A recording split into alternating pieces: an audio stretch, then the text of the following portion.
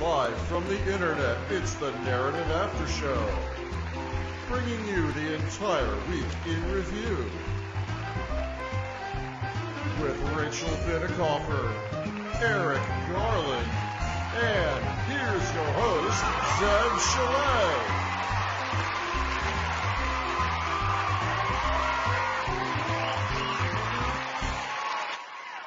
Well, hello, everybody. Welcome to the Friday Night After Show right here on Narrative TV. It's so good to be with you on a Friday night. We made it to Friday night, everybody. Hi to Rachel Binnekoffer and Eric Garland. How are you, Rachel? I'm doing great. How are you? I'm really good. It's good to be with you tonight. There's lots going on in the news, lots to talk about. Well, Eric Garland's here as well. How you doing, Eric? Okay. You're a little buffery, as we say in the business. Oh, and now you've disappeared. All right. So while he does that, he's a bit buffy. It's a term of endearment I just got learned when I started doing this job. So Rachel, last week we saw you finding a BMX track. Did you find anything exciting this week? that was glorious. Yeah, It was still glorious. riding that high. But nothing Afraid new. this week I have not independently. Oh, actually, that's a total lie. Total lie. I can't believe you actually asked me that, because now that I think about it, yesterday I hopped on my bike alone and snuck out of the house because I Ooh. wanted to see what was down the rest of this weird bike track path that's near the BMX place. And my kid can only go so far. He kind of gets, off topic. So Yeah. I kept going, and I discovered like this bike path. It's just like right by my house, and it goes for a long time, and it goes past this beautiful park with a bunch of ponds, like man-made ponds in it. So I'm feeling pretty damn good about the house I bought. Isn't biking just the best? Especially, when the weather gets nice. I guess you get year-round nice weather, don't you? Or close to that where you That's are. right. That's Lucky right. That's you. what I moved home for. I mean, Oh, I really? hated for 12 years. I'm so heat sensitive. Yeah. I've always been, even when I was an athlete, it was a handicap for me that I would flush, and I just, humidity is just not my thing. And I'm not a fan out either. out east, I couldn't even enjoy. I mean, I couldn't do anything except for if it didn't involve being submerged in water. Like I couldn't do it. So yeah. So is it true that you get all year round nice weather in Oregon? So we're temperate rainforest on the I-5 corridor, which runs through the western half of Washington and Oregon and down a little bit into Cali. And so the winter is rainy, and you want it to be because that's how we have the nickname, the Emerald Valley, right? Right. You have to have wetness. But in the summer, all the way from like June till October is just freaking beautiful. And you'll get some heat waves where it'll get up in the 90s, but it's dry heat. So even then, you're doing real good to do outside stuff, and it's just Sounds great. amazing. I love that. hmm Maybe I'll become your neighbor one of these days. We got so Actually, much news Oregon's terrible. Nobody should ever come here. No, You I'm keep all the about secret the to yourself, geographic sorting. I want more and more liberals to move to Oregon and keep me safe. right? That's the way to do it.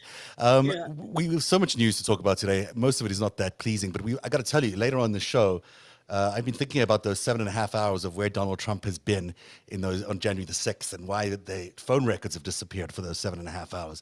I think I have an idea of where he might have been. So everyone should stick around for that, because it's going to be really interesting as I unveil my theory, just a theory, but it's a good, well thought out theory about where Donald Trump was during those 7.5 hours.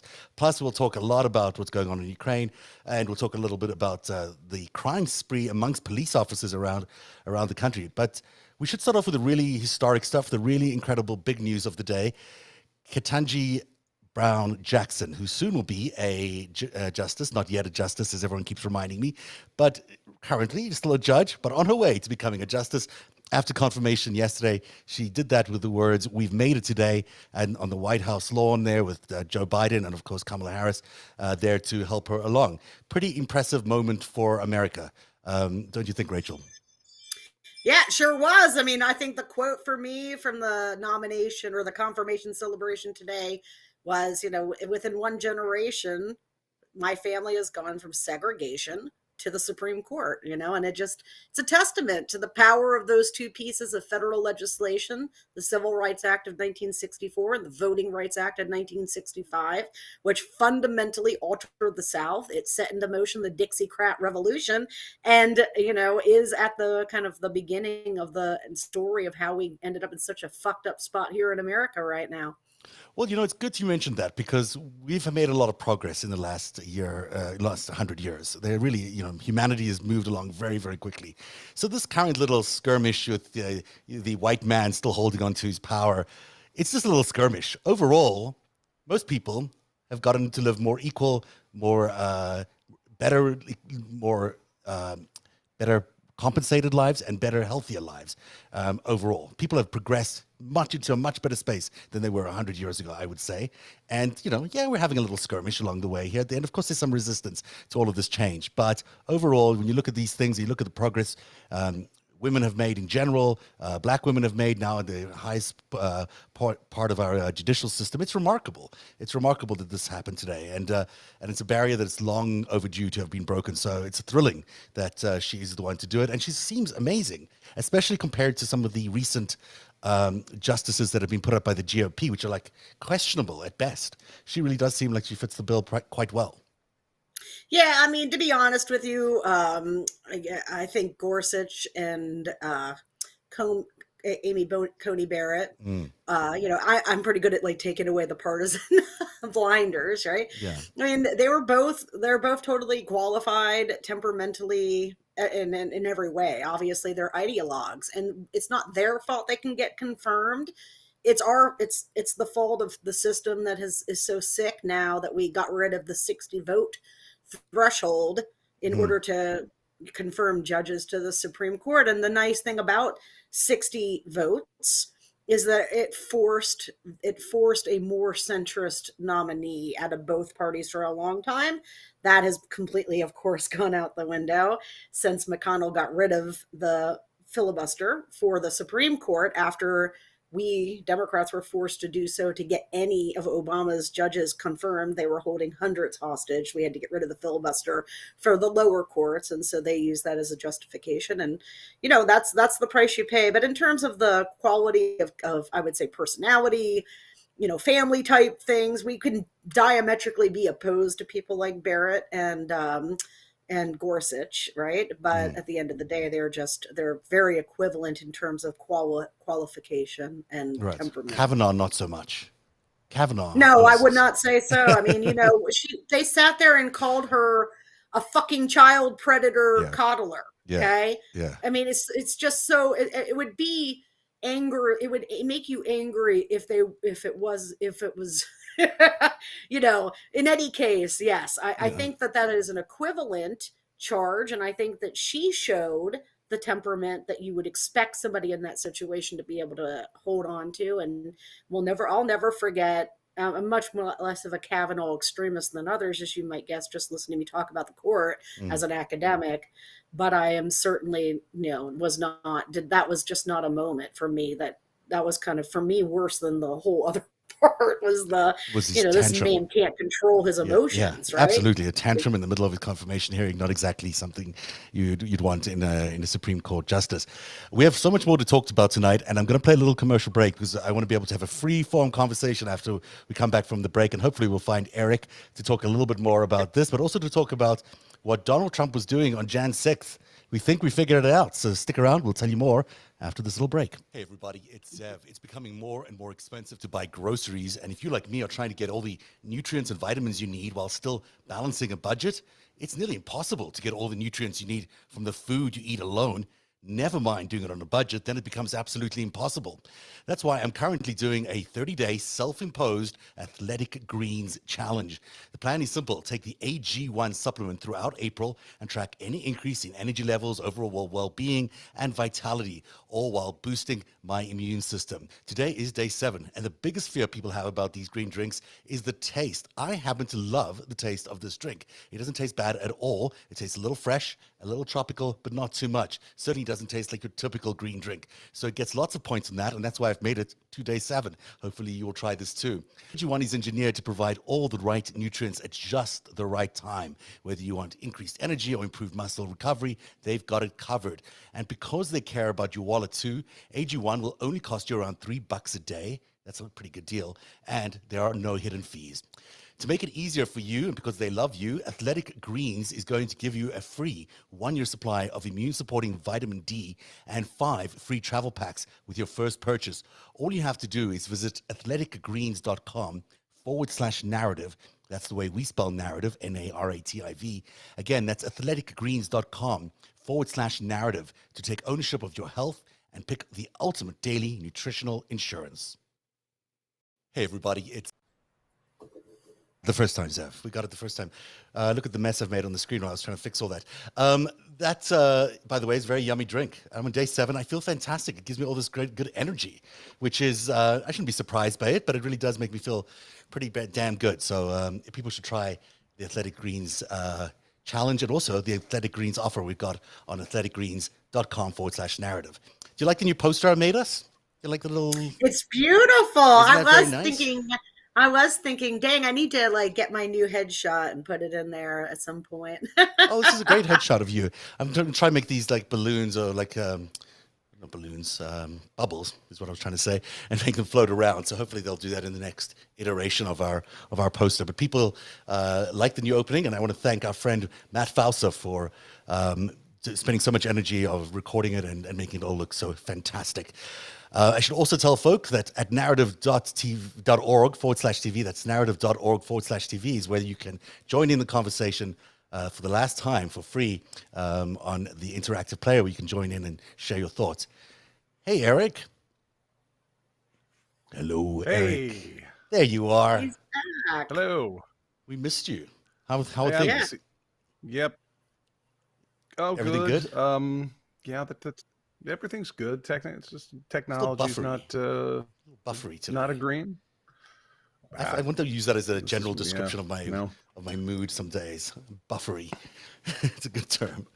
We had a lot of fun on the chat, on the call earlier on today, discussing where Donald Trump was for the 7.5 hours.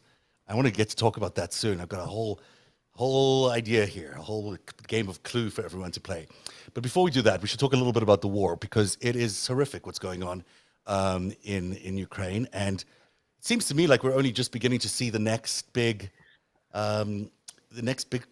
confrontation. We've only seemed to be getting to the very worst part of it now, with Russia now amassing new forces along the eastern front of Ukraine, and it looks like they're ready for a massive assault. And this time it's going to be a very different event, because, of course, Kyiv is an urban fortress. It was well secured by Ukrainians. It was hard to get to.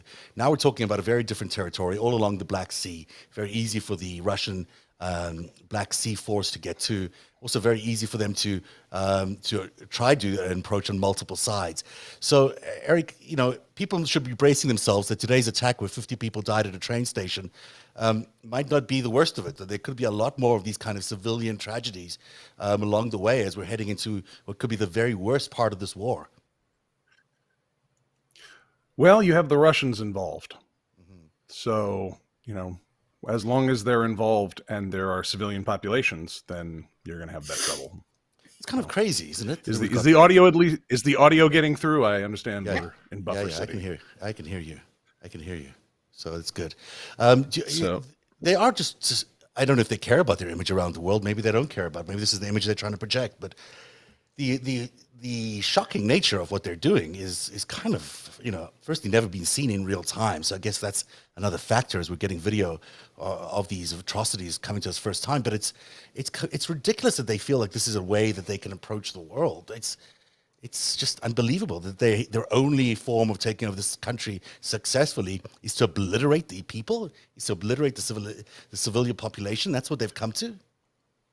It's not what they've come to. It's what they've always done. I mean, ask an Estonian whether you're talking about the early 20th century or just after the Soviet Union came apart and the hardliners in Moscow wanted to take over again, over from Gorbachev. there was a train car that they discovered near Tallinn, Estonia, with 250,000 pairs of handcuffs. That was in the 1990s. This is a culture that militarily had no problem putting the machine guns behind the soldiers, right? Mm-hmm. That was instead of the front line pointing forward. Yep. It was behind the soldiers to prevent their retreat. Now, why would they retreat? Half of them didn't have shoes. Lots of them didn't have ammunition, and they were told to go into the field. This is their own soldiers. Well, you don't have ammunition now, but that guy up there does. And when he gets shot and dies, you can pick his rifle up. There are other, if you see through kind of post-Enlightenment Western eyes, the Russian actions don't make any sense. Right. If you see them through, and this is not stereotype, and it is not Russophobia or anything.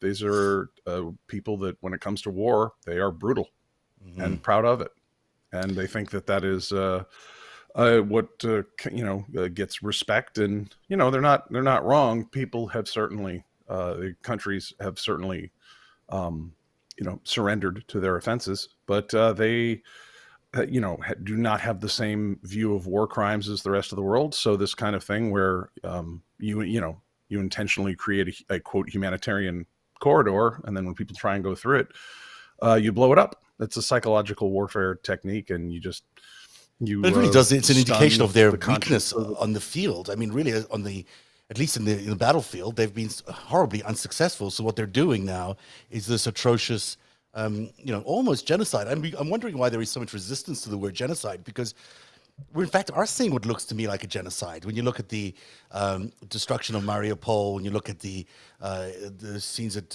Bucha, those places are seem horrifically targeted just because they were the people on the other side, which is basically the definition of a genocide. I'm surprised that they were not getting into that a little bit further. Well, first of all, a lot of the Western leaders are, and there's constant new meetings in Brussels and with our European counterparts, to discuss the policies about what to do about these guys. And the terms war crimes have come out very, very quickly, and that's we forget, or rather, I think it slipped under the radar. There's a lot going on every day. Russia was voted off the UN Security Council, or the Human Rights Council, the United Nations Human Rights.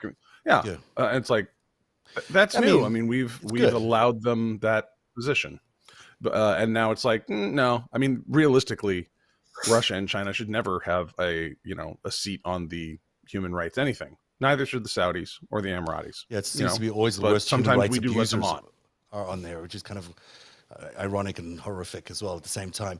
But just to underline what I think we're going to head into. We're heading into a situation where we're going to see the very worst of the war, potentially, the most horrific scenes we've seen up until now, potentially, and the attitude seems to be even a little bit of fatigue around the war, and also just, well, okay, let's just do this. Let the Ukrainians go ahead and face slaughter against the Russians. And it seems to be a sort of an overall acceptance that this is just the way it has to be. And I'm wondering if you guys think it is the way it has to be, or whether there is, just on humanitarian grounds alone, is there a solution that we're missing here? That don't we as a world, as a society, aren't we sort of forced to at least try and help these poor innocent civilians that are being caught in this horrific genocidal situation?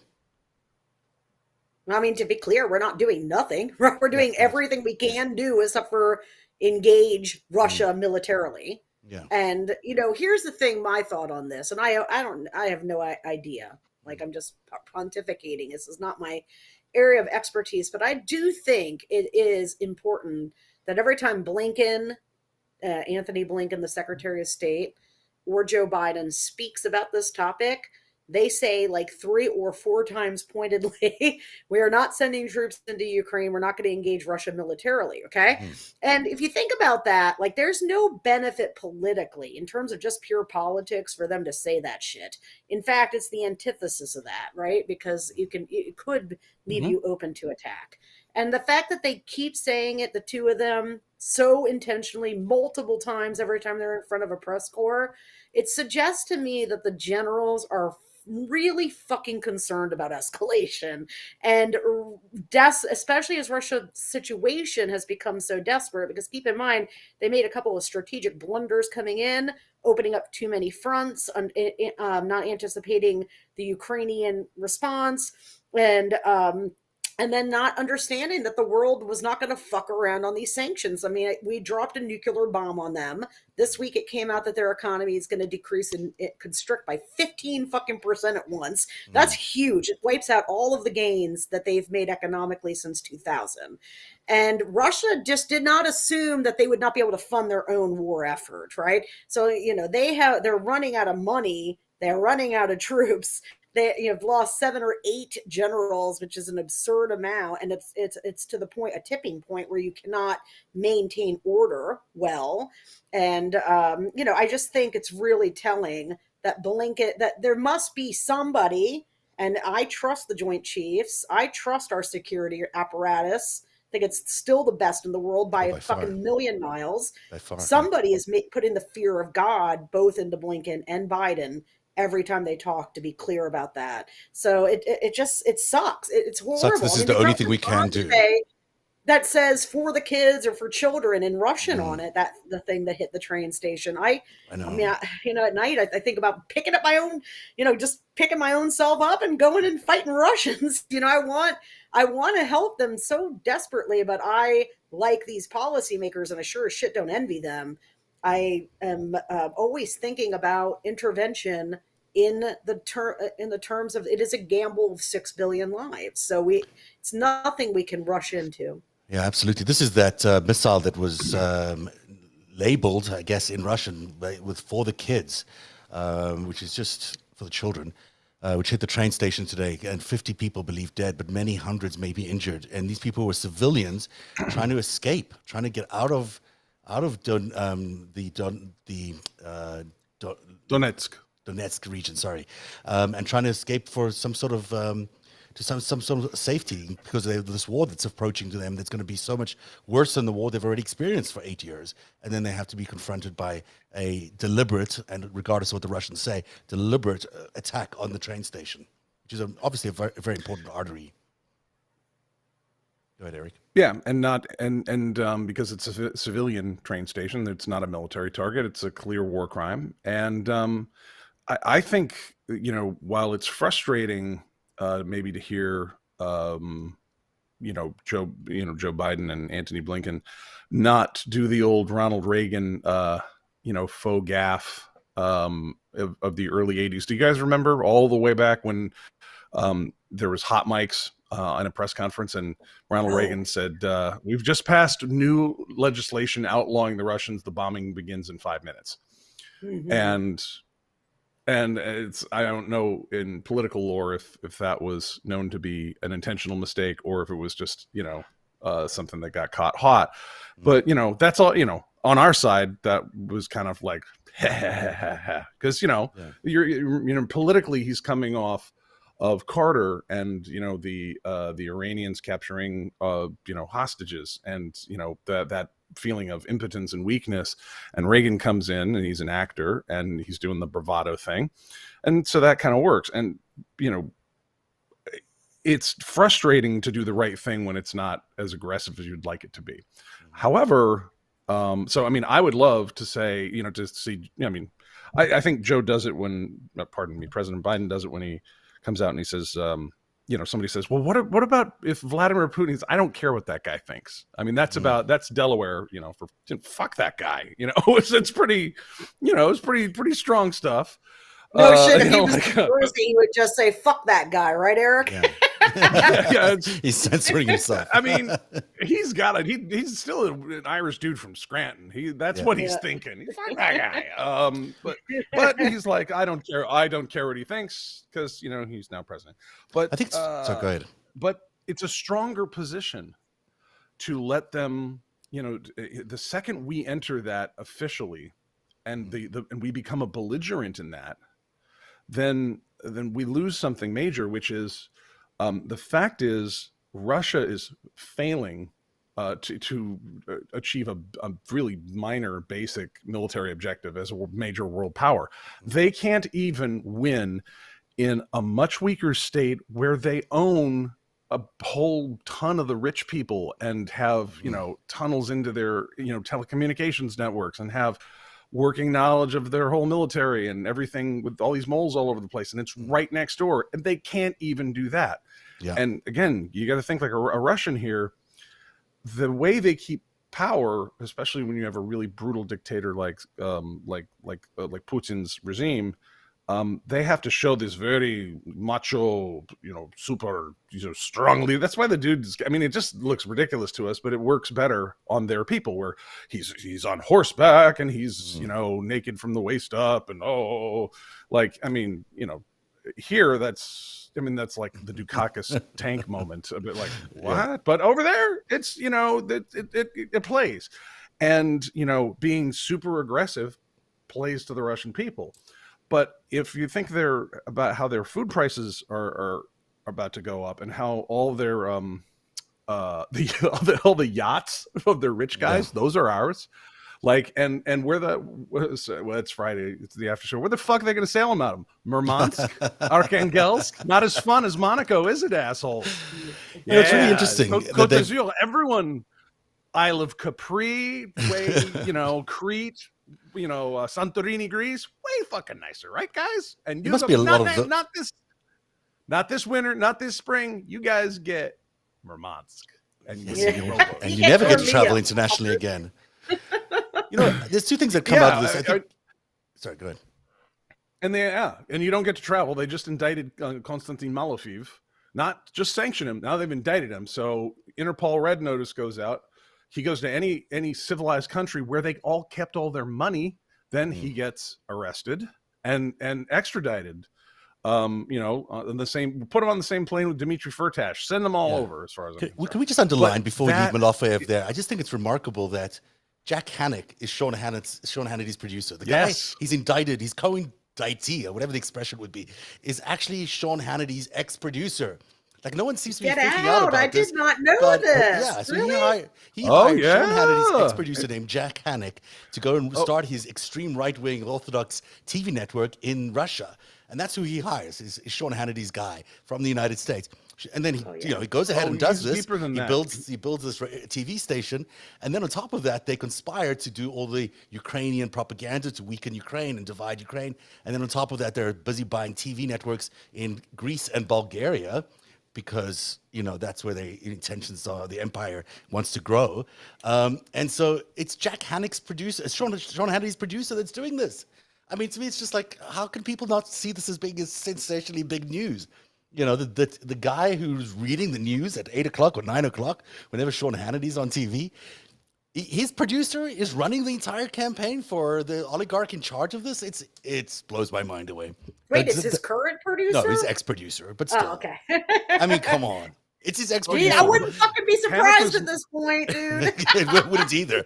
I'm sure they still talk to each other. I'm sure that Jack calls Sean every once in a while and says, "By the way, isn't this an interesting point of view or a propaganda lead you might want to follow on your show tonight?" It seems insane that Fox News still continues to be on the air. It boggles my mind that. Well, especially when you consider then that at the time period that probably they were together was when Sean Hannity was talking to Trump on unsecured phones, basically fucking nightly, right?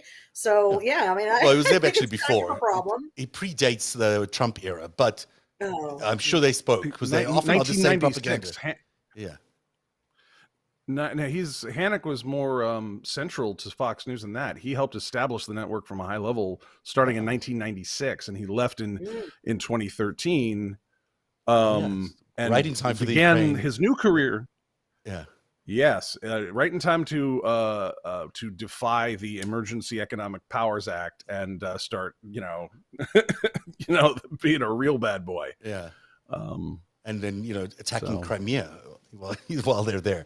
It seems remarkable. It seems remarkable that this is allowed to go on. We have to really confront this evil of Fox News and the Russian propaganda that's being foisted upon us. We shall do that on another day. But any thoughts on the anything else you want to say about the war before we leave the war? So I want to get to Jan 6th. Anything else from either It's of you? supposed to be happy hour. So I know. let's I do know. 4. I want to play Clue with you guys. You ready for Clue?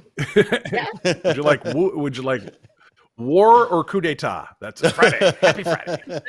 It No, was Colonel Mustard in the library with Eric Shue. There you go. That's the game I want to play tonight. That's exactly right. So we have been trying to figure out, well, I've been trying to figure out because I have lots of time on my hands, and this is a weird looking poster, but you can see what it says. What happened to this Trump missing 7.5 hours? Indeed, what happened to those missing 7.5 hours? You know, Trump is reputedly not in the, well, let me back up here a little bit and change these slides and explain to you what is going on. So we know that Donald Trump was missing for 7.5 hours, at least according to the records given to the White House, the January 6th committee that's investigating the events of January the 6th. There's a missing 7.5 hours of audio or telephone records that they should have had. They just don't have them. And yesterday, Donald Trump, or maybe it was in the 6th, told this to the Washington Post. He said that the 45th president has repeatedly deflected blame for stoking the attacks with false claims that the 2020 election was stolen. And in the interview, he struck a defiant posture, refusing to say whether he would testify before a congressional committee investigating the Jan 6 assault. Trump also said, and this is the important stuff, that he didn't remember getting very many phone calls that day, and he denied removing call logs or using burner phones. So we know that's kind of not true, right? We know that on that day, this is a great thing. Let me put it on full screen. It's easier for you to see exactly what it says. These guys put together this chart showing exactly when Trump was taking calls that were logged and then when he wasn't. And this whole like gray bar section in the middle is when he was supposedly, there's no records of him making any telephone calls, but we know that he did make telephone calls, but not obviously from this main number that tracks what the president was calling, which is exactly what the committee asked for. And that leads you to the question of how did Mike Pence, Senator Tommy Tuberville, and House Minority Leader Kevin McCarthy, plus another person, how did they manage to get a hold of him? If they knew they got on the phone with him during those 7.5 hours, where was he? Now, the obvious questions you would have, or the obvious reasons that people have come up with so far are that he had a burner phone, which most people dispute because really, can you imagine Trump going to this corner store and getting a burner phone? I don't think so. The second possibility here, and going back on camera in a second, so just to warn you, other people's phones, because he was using other people's phones. It's quite possible he was using other people's phones. But, for 7.5 hours, like loaning a phone when you could just have your own phone seems unlikely. Maybe he wasn't even there is the other possibility. Maybe he was just out. Also not really very likely. He didn't call anyone at all. Also not likely, because we know that he did call people. Or they weren't logged. The calls weren't logged at all. But that's strange, because they were logged just before and just after. Or maybe there's a cover-up. Maybe there's just a giant cover-up that's taking place, and those 7.5 hours are removed. But that's weird. How did they get to that? There's no evidence to suggest that anything was taken out of the logs. So the logical conclusion for me is that he was just in a different phone. He was just somewhere else and not using that particular presidential phone line. So we know that he might have been somewhere else in the White House because, according to Senator Lee, he told Brian Schott, he's a reporter of the Salt Lake Tribune, remember those Trump calls, and Giuliani, by the way, call Senator Lee, and it's not Senator Lee they want to talk to. They actually want to talk to Tommy Tuberville, who they're trying to convince to help them with their scheme to defraud the American population of their rights to vote. So this is according to Senator Lee and reported by Brian Schott. I went and found Senator Tuberville, handed him the phone, and explained that the president would like to speak to him. Lee texted to the reporter, and then he said, I stood nearby for the next 5 or 10 minutes as they spoke, not wanting to lose my phone in the middle of a crisis. Then the Capitol Police became very nervous and ordered us to evacuate the chamber immediately as they were forcing everyone out of the chamber. I awkwardly found myself interrupting the same telephone conversation I had just facilitated. Excuse me, Tommy, we have to evacuate. Can I have my phone? Senator Tuberville promptly ended the call and returned my phone to its rightful owner. Now, interestingly enough, we know where that phone call came from. That phone call came from a number from within the White House. And you can't probably read this. Let me take it full screen. Where it says here that the former president called the phone of Republican Senator Mike Lee with a number recorded as 202-395-0000. a placeholder number that shows up when a call is incoming from a number of White House department phones, the sources said. So I think that tells us that he was in the White House, but maybe not in his office. I mean, that to me, am I right? Does that make sense?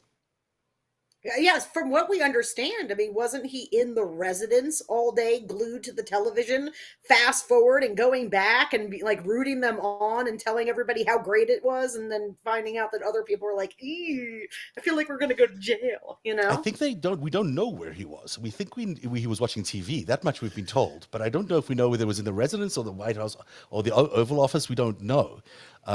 He could have been in both places, as it turns out, because, and this is where it gets into the theory point. This is just very much a theoretical conversation from here onwards. You know, there are ways to get from the White House Oval Office to the residence without anyone being tracked. Do you know this? Either of you know this? Yes, no? Because I have no life and I spend too much time learning about this stupid shit. I have no life, and I do this for you, so you can find out that there is actually a secret tunnel beneath the White House. It's a 50-year passageway that will get you from the Oval Office to the family residence on the East Wing of the White House. And this was all discovered by U.S. News and World Report when they excerpted a FBI agent, former retired FBI agent, Gary Aldrich, when he wrote a book about Bill Clinton.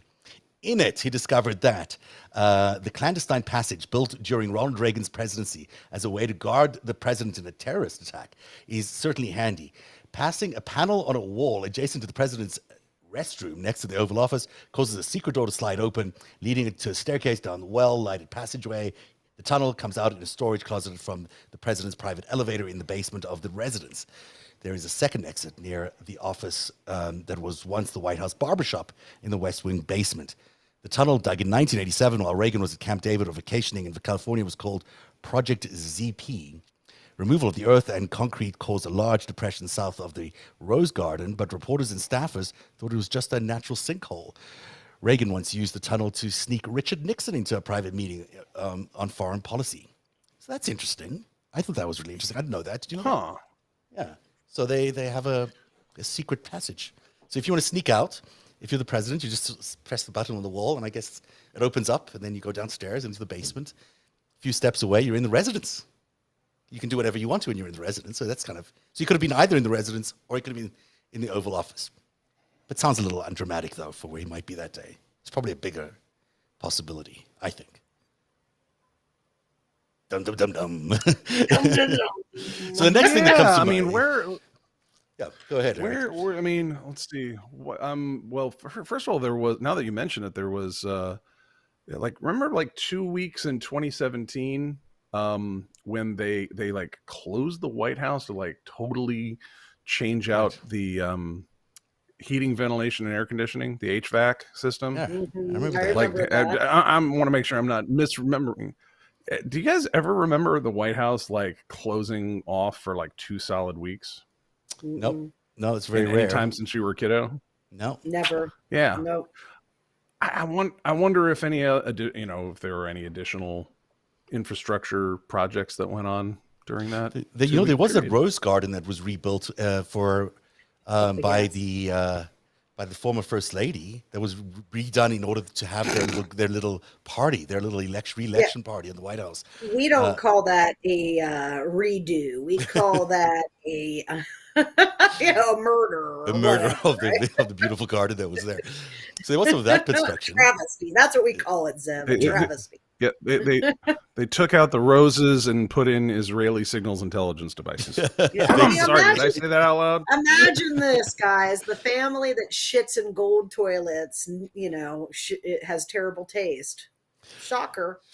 There's also there was a theory as well that it was Mark Burnett who was putting out who was getting ready for that shot, wanted a dolly shot of which is moving tracking shot of the First Lady, which they landed up including in the big special that they did. And that might have been a reason that they decided to reconstruct the Rose Garden. It's quite possible that was the reason too. But who knows? Who knows? We don't know for sure. Remember when that dumb shit fucking did the whole thing where he flew home from Walter Reed and for COVID and then ran up the stairs and then coughed at everybody. and he was So it was really I bad. can't believe we lived through Sometimes that shit. Like, it's just like, that It's just a happened. weird That's a thing period. that happened. Remember that when he left the hospital with COVID Yeah. and forced the Secret Service to sit in the limousine so he could Yes. wave at the crowd? We were a Like, bunch of Proud Boys that were out there. That was who came to see him. we're sick people, man. Yeah. We need help. But there's been another bit of construction going on in the White House in the recent past. This happened during the Obama era. So there is an underground bunker tunnel facility, I guess you should call it. It's always been there. It's been there for a long time. That connects the east wing of the White House to the Treasury Department, the Treasury offices across the street. And it's been in a bit of disrepair over the years. So during the Obama presidency, they did this giant dig. They didn't really tell people what it was about, but clearly, after the fact, it became pretty obvious that this was a rebuild of that very tunnel or bunker that existed between the two places. So it looks like a pretty big dig. It looks like a pretty serious, high-end sort of top security kind of dig. This is White House photos. I'm not revealing anything here that I'm not supposed to. Okay. So everyone knows this information. It's pretty public that it's out there. This is from their very nice whitehouse.gov site, if people want to go check out what the build is all about. Now, to position everybody and to get a sense of where this tunnel really is, we're going to pull up the map. Here's the map. Oh boy, I can't really see all this, but I'll try. So let's spot the White House here. Help me here. There's the White House. Okay. So if I zoom in, can you guys see this? Yeah. So Yep. you can't see where my arrow is pointing, but I guess, can you? Maybe you can. You can. There it is. Yeah. So there's the East Wing. This is the residence of the White House. And there's the Rose Garden, by the way. I think that's where it is. Here's the Treasury Department on the other. Oh, let me pull this over a little bit so you can see. This is the Treasury Department. And I guess the thinking around this tunnel all along was that if there's some sort of crisis, the president could leave the White House East Wing, go into these tunnels, and there'd be these secure vaults in the basement of the Treasury Department where they could hide out in a crisis that would be kind of high end. This goes back like ages ago, and so that was the part of the plan. Is just to get a tunnel out to the Treasury Department. So it's quite possible still that's it's not quite possible. It likely is what it is still under there, but they also have secure comms and other facilities underneath there in case there's some sort of crisis. And you sent me a picture today of Erica, maybe you can help me describe people what this picture is. It's of the comms room from a different crisis. Yeah, that's the Presidential Emergency Operations Center, I believe, on September 11th. I'm pretty sure. Which is located.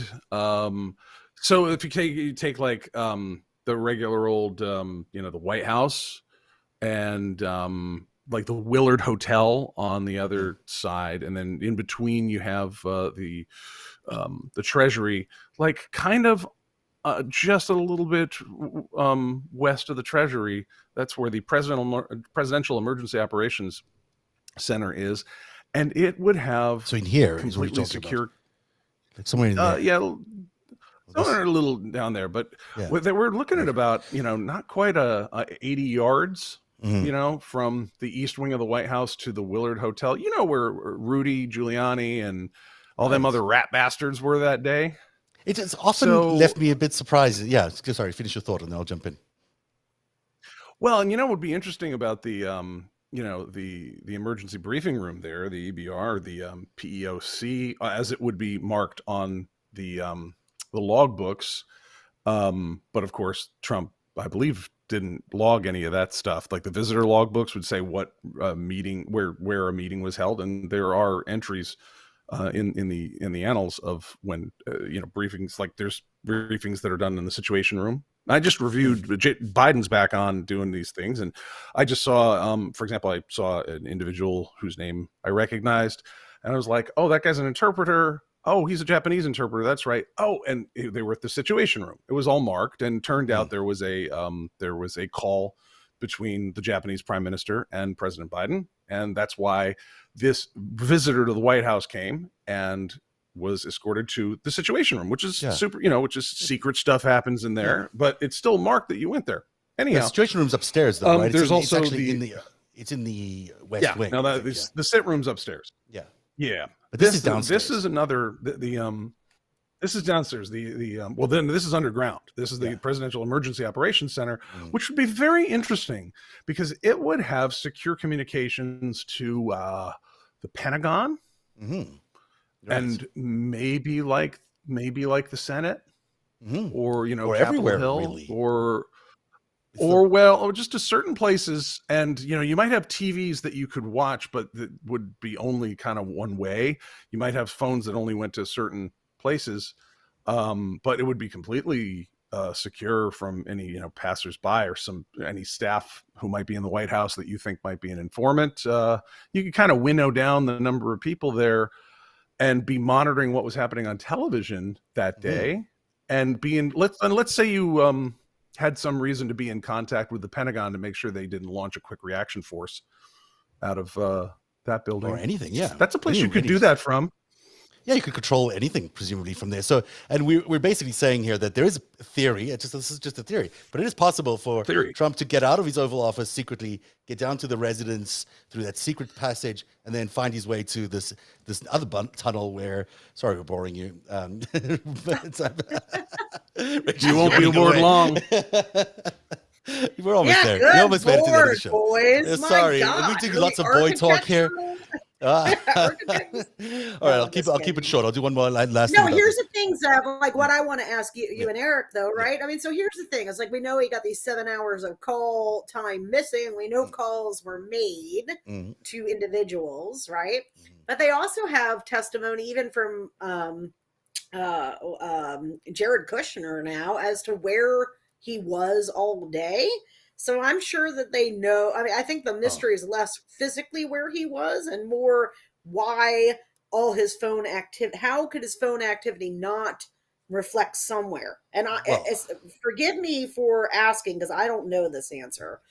I was under the impression that if he made a phone call from either his presidential cell or cells It would be or locked. any phone in the White House, that would be in the log, right? I mean, so it has to be some phone that's not mirrored in that system.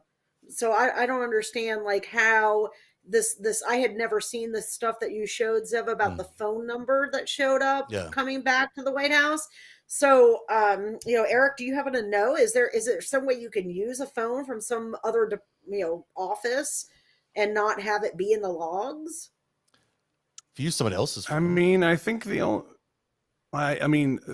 way you might do it, the interesting part geographically here is, again, you're 80 yards. Think 80 yards. That's you could, if you think of somebody running quite fast, how long you'd take to get to a touchdown or whatnot. We're not talking about a long period of time to get from there to like the Willard, where you could maybe use somebody's phone and go. Let's say you were going to have stuff to talk about back and forth, and you didn't want it on the books at the White House. You might get some really sensitive communications done out of that PEOC, hypothetically. And then Good. and then you could do the some other stuff by running it over to the rat bastards like Bernie Kerik and Rudy Giuliani and the other treason weasels. Oh, by the way, since we started the show, the New York Times reported that Ali Alexander has flipped for the government, so we may be getting the answers to some of these questions. Yeah, that's I a hope surprise. so, because I'm fascinated by this idea. I mean, the president, if he wants to, he can issue an order. So he could have had that tunnel going. He could have been bringing people in through the tunnel for all we fucking know. He can do whatever the hell he wants. I mean, this is a man that forced the Secret Service into a potential death trap and to parade around, like, and they can't, the Secret Service can't tell us. They're not like, it's not like that in that role you can tell us, right? I mean, they might. They're stealthy. Fascinating. It's in their name. It's the secret part. Yeah, Secret Service, it's on the business card. You know what I find? All these people went into the Willard Hotel. Giuliani was there. He had his little war room. Stone was in there. There was 50 other people, according to witnesses, high-level people in the Willard Hotel who never came out during the entire event. They didn't, there's this giant historic event happening on their doorstep that they came to see, but they don't actually go out to see it. They just go into the Willard Hotel and never emerge. So either they're just, hanging out hotel rooms, as they like to tell us to believe, or they were having their secret war room conversations as Giuliani and Eastman were having, or maybe it's possible that they could have gone in and out through this tunnel and through this through the Treasury Department and got into the White House secret tunnel operations room and had all sorts of conversations going back and forth. I mean, it's not inconceivable. There is literally, I mean, look how close. This is the Willard here. It's right here. This is the entrance to the Treasury Department. And then this is the tunnel that goes into the East Room. So once you're in here, no one would know the difference. You'd be underground into the White House complex pretty quickly. I'm not saying that's happened. Zev, you said something I think is really interesting too. It's like, okay, they came for this event, okay? Yeah. So like either they're special guest of the White House and the president, and you would think that they'd want to be at the event if they came for this event. Yeah. You know, and the fact that they never leave the room, never attend the event suggests that they they knew they needed to be in a staging situation, right? Mm-hmm. Like they needed a war room. They needed to, you know, why else would they be there? And it is kind of odd that they never left the room. It's like they never intended to go to the event. And if they really truly expected it to just be a speech and a rally, why would they come and then not go to the White House, right? It's pretty strange. So, you know, if you had an operations room running all this downstairs under the White House East Wing, well, that would be interesting because then it will be more easy to understand why all the events happened the way they did that day and why there was so much reluctance for him to come out and you know, did they have visibility inside the events that were going on the Capitol that we weren't aware of? That's also a possibility.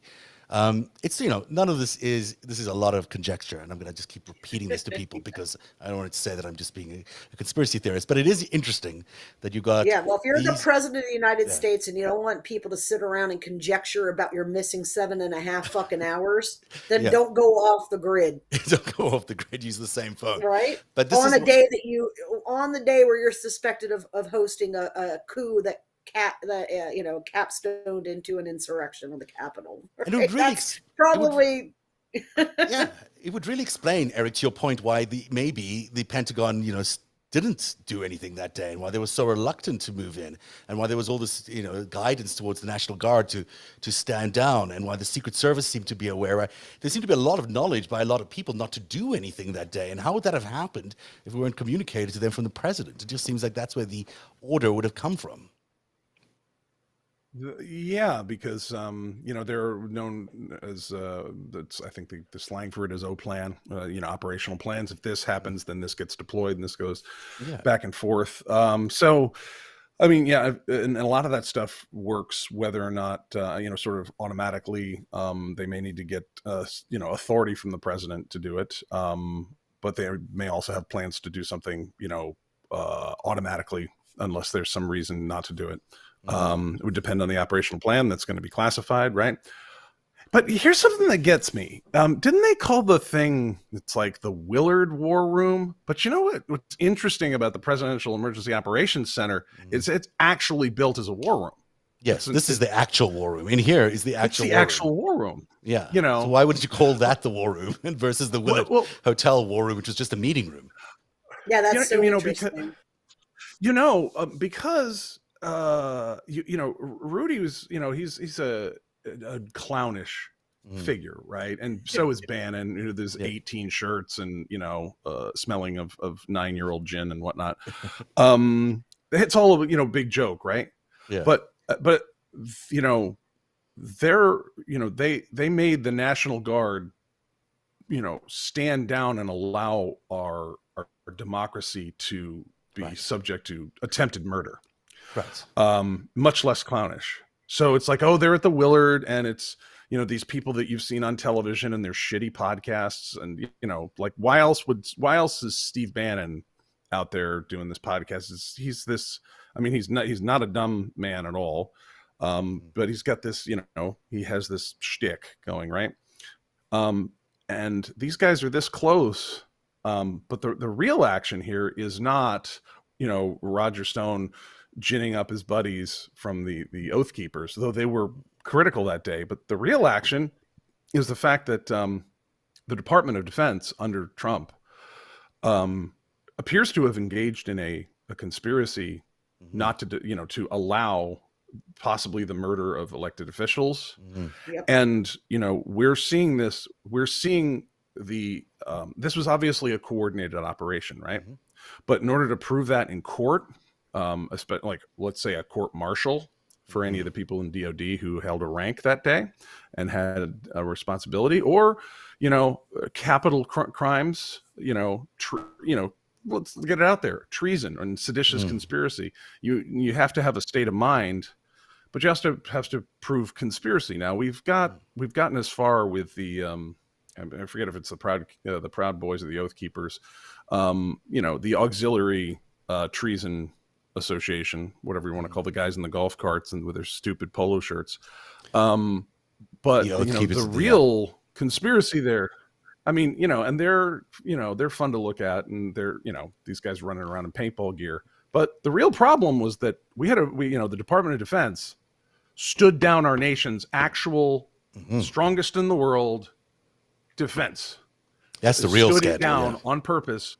Yep. So that possibly these guys could have murdered Nancy Pelosi, dragged Pence off, and then justified an insurrection. And we have enough people testifying about that. But this is an important detail because it's now coming down to, wait a minute, did these guys work together? And I think the proximity issue and the communications issue is very important. And that 7-hour window is important because, like, wait a minute, you're off the grid for 7 hours and you're within walking distance of these guys. Right. If you coordinated this shit straight out of the White House, you all need to be executed in public. It would be pretty horrific if that's the case. I mean, it's the implications here. If this were true, it's just really horrific because you're talking about why set the war room up in the Willard, right, where they don't downstairs. Control it when they could have done the Trump Hotel, right? Well, you can walk. Theoretically, you can walk to the Willard secretly. You cannot do that from the Trump Hotel. And they did every fucking thing else through the Trump Hotel. Willard is a very unusual location, but it's the only one that seems to have this kind of access. It just seems weird to me. And I remember thinking, well, that's weird. It didn't connect in this way or anything. I just remember when I first read about the war room where these guys were, where Giuliani was at. I remember thinking the Willard, that's weird. Why not Trump Hotel? Yeah, it really is weird that it shows the Willard. And there's the Mayflower. There's lots of places to stay. This is exactly the one place you would stay if you needed to get access to the White House really, really quickly and secretly. You would do that through the Treasury Department. You would go unnoticed. I mean, really, who's checking the entrance of the Treasury Department? If there isn't some sort of underground entrance between the two things as well. I mean, who knows if the Willard is interconnected to the Treasury Department somehow. It's not inconceivable that also is a possibility.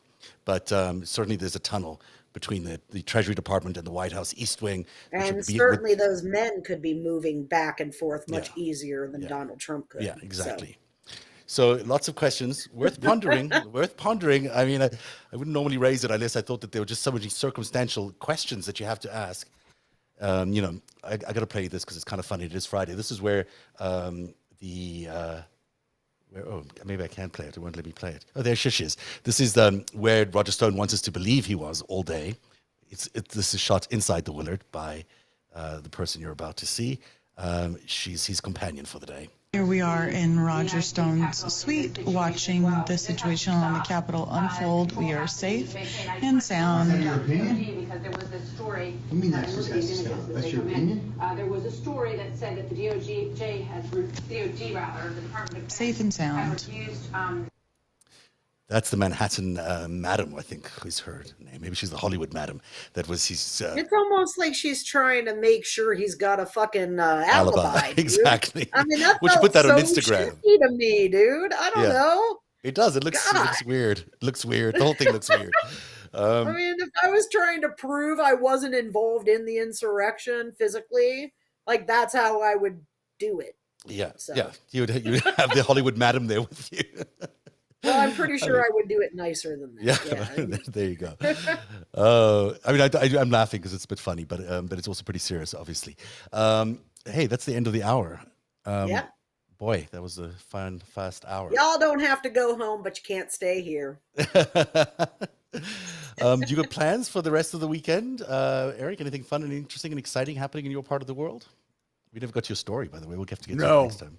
No, intense research. Because look, we're actually, I'm not entirely joking about that. We're really getting down to the story here. This is a big deal.